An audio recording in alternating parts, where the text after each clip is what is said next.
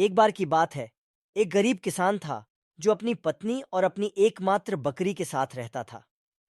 एक दिन किसान खेत में काम कर रहा था। तभी उसकी नजर एक अजीब बूढ़े आदमी पर पड़ी। बूढ़ा आदमी जादुई फलियां बेच रहा था और उसने किसान से कहा कि यदि वह उन्हें लगाएगा तो वे एक विशाल फलियां बन जाएंगी जो बादलों तक पहुंच जाएंगी। किसान को संदेह था, लेकिन वह हताश भी था, इसलिए उसने फलियां खरीद लीं। उसने उस रात उन्हें अपने बगीचे में लगाया और अगली सुबह उसने देखा कि वे पहले ही अंकुरित हो चुके थे।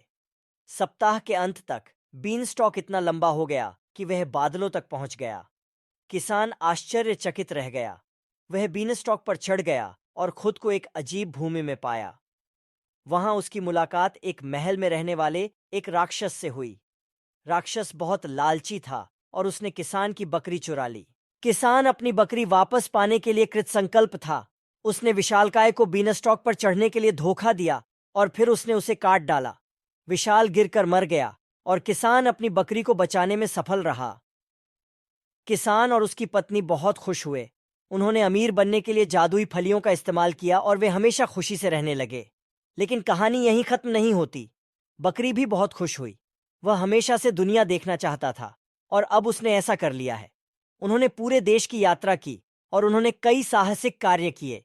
वह हर तरह के दिलचस्प लोगों से मिले और उन्हें बहुत मजा आया। एक दिन बकरी जंगल से गुजर रही थी जब उसकी नजर परियों के एक समूह पर पड़ी। परियां बकरी के कारनामे से बहुत प्रभावित हुईं और उन्होंने उसे एक उपहार देने का फैसला किया। उन्होंने उसे एक जादुई घंटी दी। घंटी का उपयोग परियों को बुलाने के लिए किया जा सकता था और वे बकरी को उसकी कोई भी इच्छा पूरी कर देती थीं। बकरी उसके उपहार से बहुत खुश हुई।